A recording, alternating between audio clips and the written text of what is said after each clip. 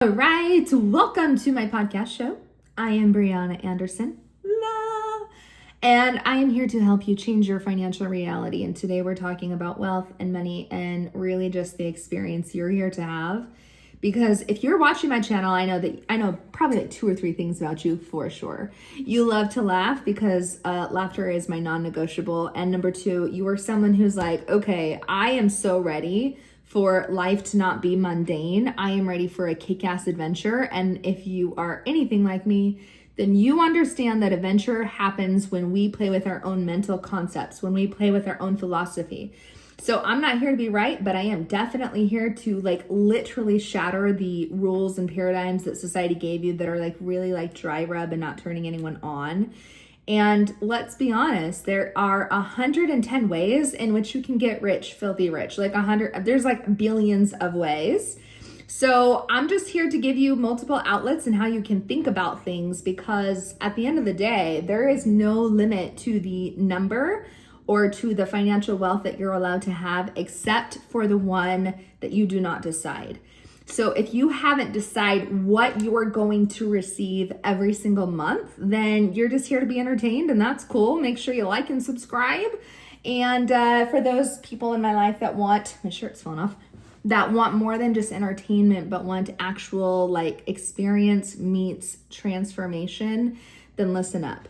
So number 1, I want you to write down what exactly is it that you desire to bring into your life. So I know for me in the past, I had the mindset of I go to corporate, I check in, I check out, and even after I check out, I'm still required to have my mental consciousness on. I am still required to perform, to answer my texts, my emails, and just literally slave is what it felt like. So there is different identities in our mind that are making up these sort of rules.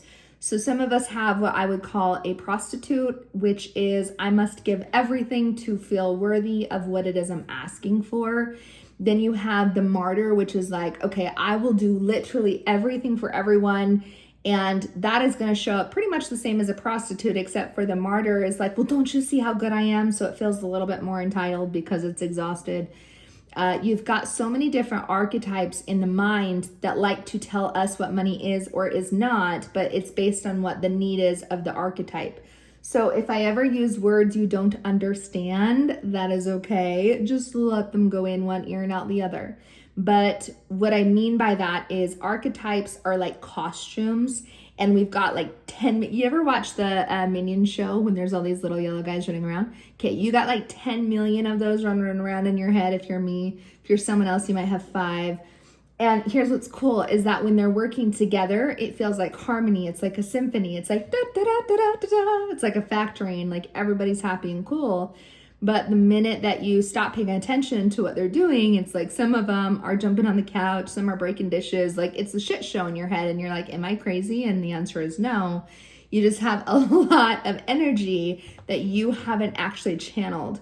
And so I think one of the most important things for you as you're climbing this wealth consciousness ladder, as you're deciding you want more, you deserve more, and money is available to you, you have to get clear on, I'm not here to change the archetypes in my mind. I'm just here to have them work for me. So let's go back to martyrdom for just a moment. So I know that was a big one for me. I will sacrifice me to make sure that you are at peace, or I will make sure that all of your needs are met. And then if there's time for me, I will work on my own creative projects and things like that.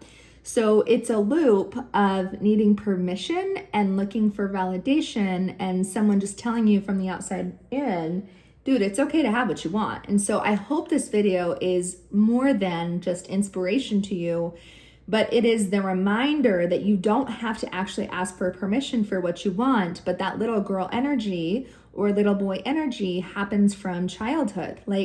Back to the Minions. They weren't allowed to just get in the pantry and then jump all over the couch and do all these things. And that's why we feel sometimes we have to ask, can I have a cookie out of the cookie jar, please? Right? And here's what's really cool is that asking is better than not asking. So let's be really clear. If you have a pattern or a loop where you're dude, I feel like I always need permission, don't beat yourself up, because one of my biggest rules in all of my coaching containers is you are not allowed to beat yourself up and you are not allowed to shit on yourself because you are already so good at that. The reason you need a coach or a mentor or a guide is not because you don't know. It's because you don't know how not to get into a higher next level without thinking that suffering is involved or without shaming yourself is involved. It's almost like you think the harder the struggle, the better the gain. It's not a badge of honor. And it's really not cool for you to be like, why am I still doing this? And I mean, dude, you're going to get the answers that you ask for. So ask better questions, not why am I broken, but why am I freaking epic? Why am I amazing? Why do I always get what I want? And even if I have the archetype of the prostitute, ask better questions. Like, what does she want? Is she tired of giving out all of her energy and then having nothing return? Okay, well then let's just set better boundaries. Like let's not harm ourselves in the process to becoming rich and wealthy and luxurious. Let's just decide that we're a high value woman or man and we're worthy of what we want and that the role that we're playing is as simple as saying, I don't like this costume anymore. Let's just take off the costume. Because what that does is it takes out the drama. You don't need unnecessary drama. Okay, I remember making my struggle so hard and so real that I finally had to have a little chat with myself. And I'm like, dude, listen, you are allowed to be as emotional as you want. Be emotional because you're in joy. Be emotional because you're feeling things. Be emotional because you're so grateful. But you are not going to use your emotions to create some kind of psychological drama where woe is me. Like, absolutely not.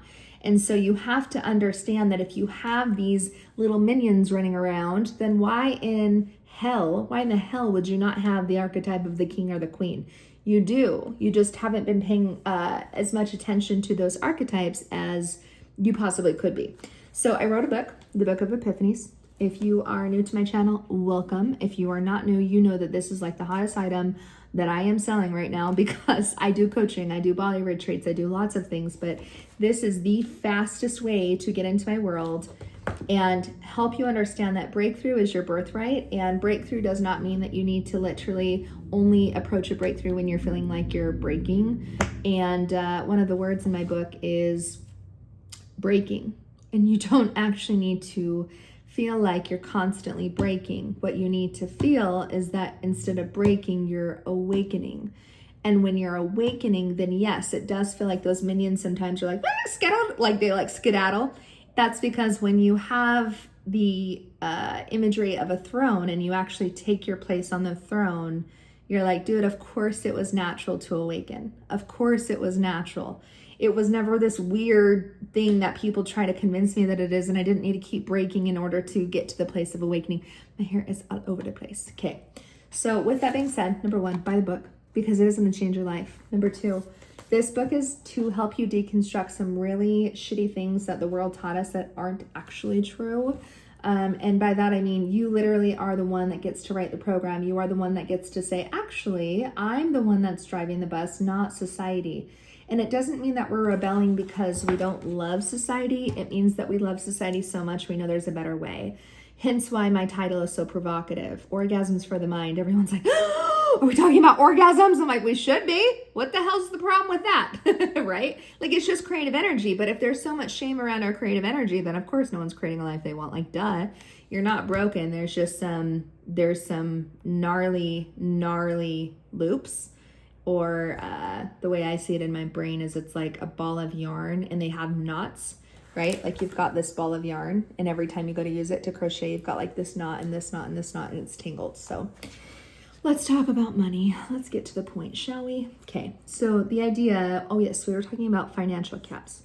So if you have a financial cap and you're like, okay, I want to make more money, I want you to know what that number is. Like actually, like remember I said no drama? So we're going to get out of the emotion and I want you to go pure logistics for just a moment. Every month I'm going to make this. Awesome. And I'm a big fan of lots of people like Bob Proctor and a lot of experts that talk a lot about this. So you are going to pick that number and then you are going to start reciting to yourself, I am so happy and grateful now that. And then you are going to state your number now that I am making this every single month. And then I took it a step farther because I wanted to really feel, again, the romance of what that looks like, what that feels like, and how that person acts, how she thinks, how she walks, how she talks. So I remember being bold and I'm like, no, I'm literally just going to make $100,000 a month and I'm not going to shy away from that. And I'm not going to let society tell me it's not possible, and I'm not going to go out there letting people piss in my Cheerios, like, you feel me? So what I did for the longest time until recently is I held that baby in the incubator, and every day in the incubator I went and nourished that idea, and I kept feeding that idea. And I'm so happy and grateful now that I'm making $100,000 a month. I'm so happy and grateful now that I get to take my family on a trip. I'm so happy and grateful now that I'm building a villa in Bali. I'm so happy and grateful now that I am a published author and speaker. I'm so happy and grateful now that, right? Those ideas though, like a year ago, felt so batshit insane. I was like, you're literally not only smoking something, but you're cute, Brie. And I had to talk to myself like this because I could see how unrealistic it felt. And here I am a year later, what are we, 2025, August 18th. I will go back and watch this because that once held idea is now a reality where writing a book is like, dude, I could pump out a book every month and that's not weird to me. I could literally talk to 10,000 people on stage or more, and that's not weird to me. Like, it's so normal to me that it's actually more weird to think that I ever thought from a smaller idea. And that's the point of this video. I want you to get so damn uncomfortable with how small you've been thinking that in just a few weeks from now, you can't believe you ever tolerated an idea that was smaller than the one you're thinking from now. Like, it's not that it's embarrassing. Like, I don't look back a year ago and be like, that's so embarrassing. No, but I look back a year ago and go like, dude, if you knew, like you knew the sky was blue, that you could have everything you've ever wanted, you would have never even set your sight on $100,000 a month. You would have been chasing like 30 million or whatever. Because when you start to crack your foundation and start to see that literally your brain is for three things, for research, for play, and for communication, then you start to let your brain off the hook with having to solve your life and figure it out and like literally problem solve. So that's a whole nother video. I talk about the consciousness and how there's only two ways to operate in the world, literally two. And if you're in one of the operation patterns, then you wake up and you think literally the point of life is to solve problems. And while that structure has helped you survive in the past, it sure in hell is not going to help you earn your income potential, which is why we have to shift from this pool into this pool. And it's all happening here, right? Not that your body isn't a part of it, but we have to literally move from one room to another within our psyche. So back to the book. You are going to purchase the Book of Epiphanies, Foreplay Through Wordplay, Orgasms for the Mind. It is in the link below, so make sure you grab it immediately. I want to talk about money, so I'm going to read this to you and then we'll close this very, very awesome video. So I want you to look at money and how it's spelled. So I want you to like literally write it out because my whiteboard's over there. So money is M space O-N-E space Y. So M1Y. Okay, and if you're not following, totally cool. That's why you need to buy the book so you can have your own breakthrough. But money is actually me plus one plus you. So money is for me, money is for you, and in the middle of the very word, money is source. It's God. One is God. So if you look at the very spelling of money, the middle word that holds up the entire word is one. One. Not one because there's only one, but one because it is our source. So we think money will make us the valuable one. We think that money will make us the worthy one. We think that it will make us the loved one. We think it will make us the fill in the blank one. So when you hit your income potential, what do you think it's going to make you? Is it going to make you the rich one, the nice one, the kind one, the generous one, the adventurous one, the rich as shit one? Like, what is it going to make you? So for me, if you go back to my other videos, I share a lot on how money for me, I got very clear, money for me, it makes me the adventurous one because literally all I give a damn about in life is, besides food and beauty, is traveling and seeing the world. And so money makes me the adventurous one. And so when I know what money makes me, or when I see what my paradigm is wanting money for, then I'm able to hack all of the rules that the world is playing. Like, they have to work really hard to earn money.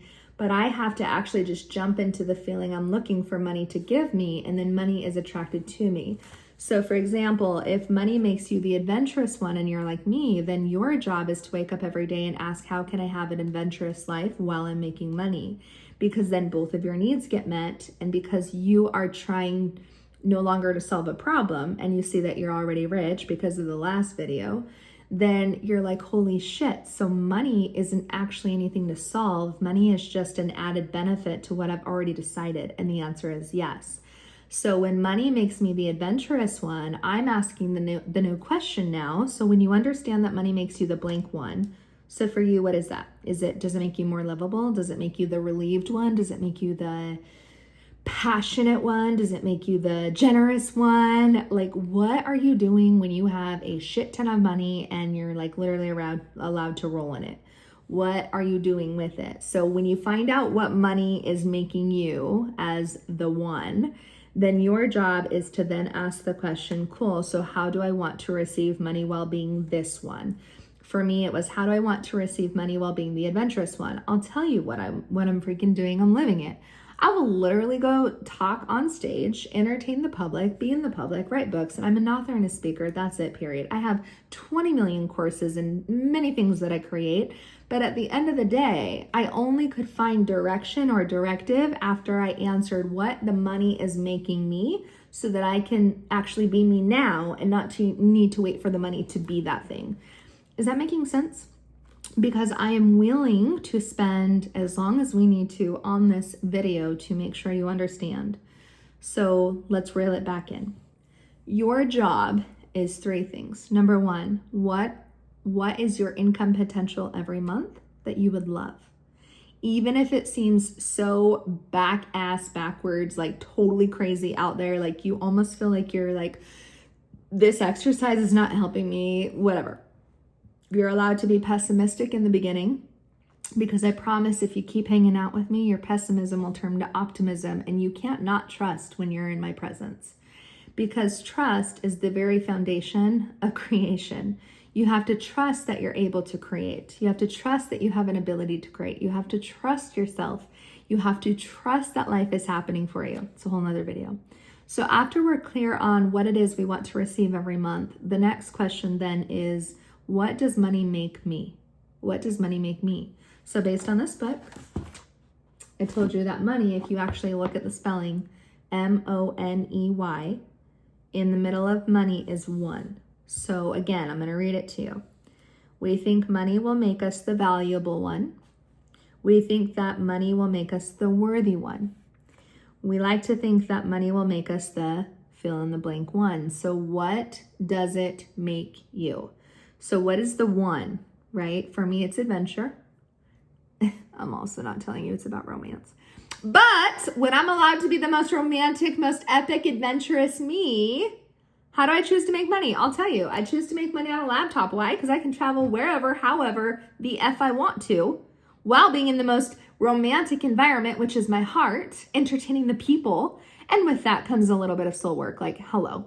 But what does money make you? Because when you know what it makes you, then you're going to, step number 3, anchor that feeling into your everyday reality, starting now. Not when the money shows up, because we're no longer bastardizing or blaming the money for not being here, for having our best life. We are going to be that best version of ourselves in that sensation, in that feeling, and then ask the question, how do I choose to receive money while I am the fill in the blank one, while I am the adventurous one, while I am the professional one, while I am the successful one? If it makes you the successful one, then your job is to feel successful now. Not when the money shows up, because the money shows up, and if you don't feel successful, you're going to hate money, and you're going to spiral out and waste years and years and years and years of programming, because you played the game from the outside in. You didn't play the game from the inside out. That's the biggest shift I want you to have. That's why I want you to look at spelling in all words, because that gives us a hint of what the sound is, what the vibration is, what the meaning is, and what the sensation is. When we understand what the word makes us feel, then we can play with the philosophy of the word and then decide from there, I'm actually going to choose to write the script differently. You know what I'm saying? So I used to, before doing this work, I used to feel like the unworthy one. Like, should I tell you what my transformation is? when I worked in corporate for almost 10 years, I am not kidding you, I cried my very last day of corporate when I jumped into entrepreneurship. Can I tell you why? Because my very last paycheck from a 10-year corporate career job, okay, mind you, I did sales and communication for 10 freaking years. My last paycheck was like $700. And I remember looking at this check, literally, this is my whole body language. It was not empowered. It was not the woman you're looking at today, for sure. But I remember looking at that check and going, wow. So you can give 10 years to an entire entity and still at the end of the day feel like crap. That's possible. Did you know that?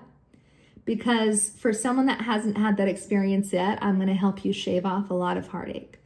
I'm going to say it again. You can give your whole life and soul and your whole heart to something and still at the end of the day feel like shit.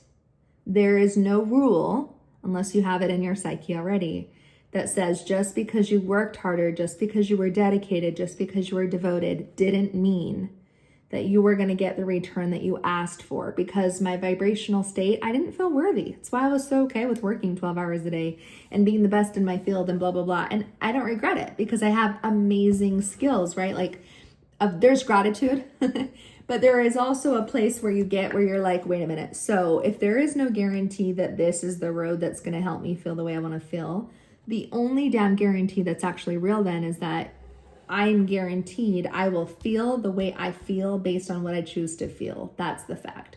So my career could end tomorrow and I would still walk away with knowing if entrepreneurship like died tomorrow and it was worst case scenario, I would still know at the end of the day that tomorrow, even if the clock starts over, that I am in control of how I feel, how I think, what the rules are, and how I control reality with my mind.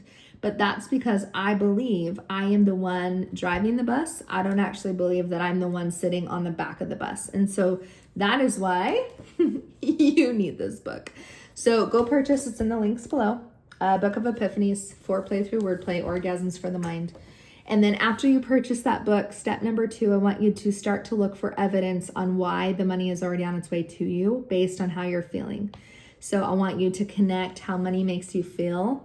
And then from that place, I want you to start to look for evidence of, oh my gosh, I decided to be adventurous today. So I took an adventure to the coffee shop. And then the coffee shop guy, he didn't just give me a coffee, but he offered to give me $5 for this. And then this happened where I met this other guy. And then he actually wanted to be a client because he heard me over talking. It's a whole thing.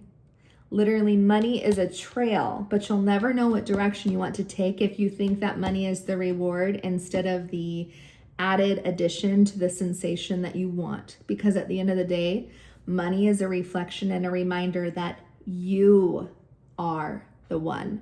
So do not project onto money and be like, you are the one. You are the rich one. You are the one I want. You. Like, we don't want clingy energy, okay? We want to be an empowered state where energy is simply happening because of us, because we are the one.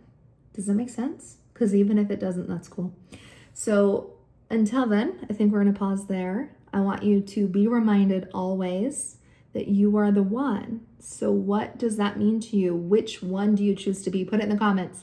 Put in the comments what kind of person you choose to be with or without the money. And I will catch you on the next video. Mwah.